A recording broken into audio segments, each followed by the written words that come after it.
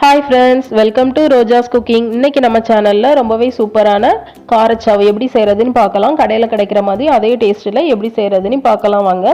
அதுக்கு முன்னாடி உங்ககிட்ட ஒரு சின்ன ரெக்வெஸ்ட், நீங்க என்ன நம்மளோட சேனலை சப்ஸ்கிரைப் பண்ணலனா மறக்காம சப்ஸ்கிரைப் பண்ணிட்டு அப்படியே பக்கத்துல இருக்கிற பெல் பட்டனையும் கிளிக் பண்ணி அதுல ஆல் அப்படிங்கிற ஆப்ஷனை கொடுத்துக்கோங்க.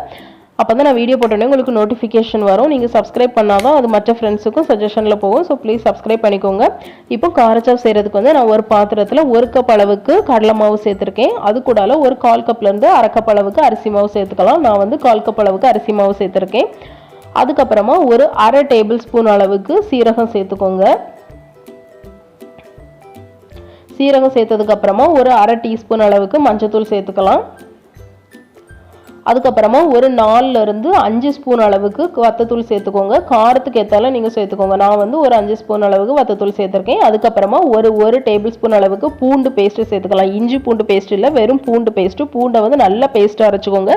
திப்பியா இருந்தால் நம்ம வந்து மாவு பிழிஞ்சு விடும்போது அது வந்து ஒழுங்காக வராது. அதனால நல்லா பேஸ்ட்டாக அரைச்சிக்கோங்க. அதுக்கப்புறமா உப்பு வந்து தேவையான அளவு சேர்த்துக்கோங்க. அதுக்கப்புறமா 1 ஸ்பூன் அளவுக்கு காய்த்தூள் சேர்த்துக்கலாம். இது எல்லாத்தையுமே சேர்த்துட்டு நம்ம நல்லா கலந்து விட்டுடலாம். அந்த பூண்டு பேஸ்ட் அந்த வத்தத்தூள் எல்லாமே நல்லா மிக்ஸ் ஆகி வரட்டும். அந்த அளவுக்கு நல்லா கலந்து விட்டுக்கோங்க.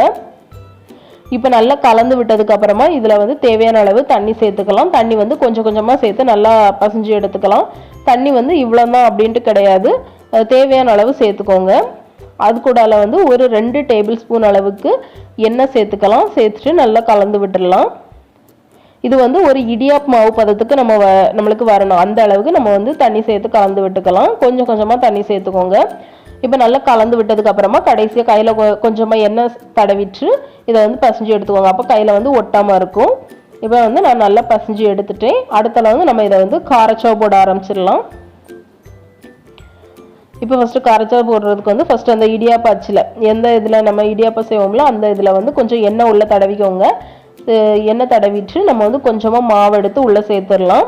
நான் வந்து அச்சு வந்து அந்த முறுக்கு அச்சியை விட கொஞ்சம் பெரிய அச்சு தான் எடுத்திருக்கேன். பெரிய ஹோல் உள்ள இதான் எடுத்திருக்கேன். நம்ம வந்து அந்த முறுக்கு அச்சுல கூட செய்யலாம். இப்போ வந்து எனக்கு எண்ணெய் நல்லா காஞ்சிடுச்சு.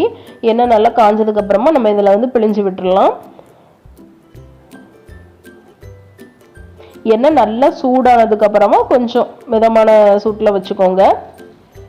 நம்ம வந்து முறுக்கு அச்சுலையுமே போடலாம். முறுக்கு அச்சுல போட்டாக்கி வந்து சில கடையில வந்து பொடி காரச்சாவு கிடைக்கும்ல, அதே மாதிரி கிடைக்கும்.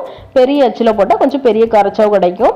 நம்ம வந்து எப்படி வேணாலும் போட்டுக்கலாம். இப்போ வந்து எண்ணெய் வந்து நல்லா சூடாக இருக்குச்சுல நம்ம காரச்சாவு போட்டுட்டு ஒரு 2 நிமிஷம் அப்படியே விட்டுருங்க. அது வந்து மேலே வந்து நல்லா வெந்ததுக்கு அப்புறமா நம்ம வந்து திருப்பி போட்டுக்கலாம்.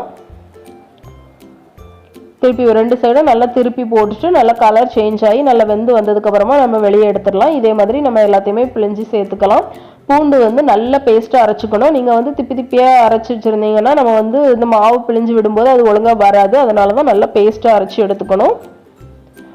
மாவு வந்து பிழிஞ்சு விட்டோடனே நம்ம வந்து திருப்பி போடக்கூடாது. நல்லா வெந்ததுக்கு அப்புறம் திருப்பி போடணும். இப்போ வந்து நான் எல்லாத்தையும் பொரிச்சு காரச்சாவெல்லாம் பொரிச்சு எடுத்தாச்சு. இப்போ கடைசியாக கொஞ்சம் கருவேப்பிலை சேர்த்து அதையும் தாளித்து எடுத்துக்கிறேன். நம்ம வந்து காரச்சாவை பொரிச்சு எடுத்ததுக்கு அப்புறமா இதே மாதிரி உடச்சி விட்டுடலாம். நல்லா ஆறுனதுக்கு அப்புறம் தான் அது வந்து மொறுன்னு இருக்கும். ஃபர்ஸ்ட் நம்ம எடுத்த உடனே அது வந்து கொஞ்சம் சவுச்சவுன்னு இருந்த மாதிரி இருக்கும். ஆறுனதுக்கு அப்புறம் அது சரியாயிரும். அவ்வளோதான் ஃப்ரெண்ட்ஸ், ரொம்பவே சூப்பரான காரச்சாவை நம்மளுக்கு ரெடி ஆயிடுச்சு. இது ரொம்ப சூப்பராக இருக்கும். கடையில் கிடைக்கிற மாதிரி அதே டேஸ்ட்ல இருக்கும். இந்த வீடியோ உங்களுக்கு பிடிச்சிருக்கும் நம்புறேன். பிடிச்சிருந்தா லைக் பண்ணுங்க, பிடிக்கலாம் டிஸ்லைக் பண்ணுங்க. உங்க ஃப்ரெண்ட்ஸ் அண்ட் ஃபேமிலிக்கு மறக்காம ஷேர் பண்ணுங்க. நீங்க இதே மாதிரி செஞ்சு பார்த்தீங்கன்னா உங்களோட ஃபீட்பேக்கை எனக்கு கமெண்ட்ல சொல்லுங்க. நீங்க இன்னும் நம்மளோட சேனலை சப்ஸ்கிரைப் பண்ணலன்னா மறக்காம சப்ஸ்கிரைப் பண்ணிட்டு அப்படி பக்கத்தில் இருக்கிற பெல் பட்டனையும் கிளிக் பண்ணி அதில் ஆல் அப்படிங்கிற ஆப்ஷன் கொடுத்துக்கோங்க. அப்பதான் வீடியோ போட்டோன்னே உங்களுக்கு நோட்டிஃபிகேஷன் வரும்.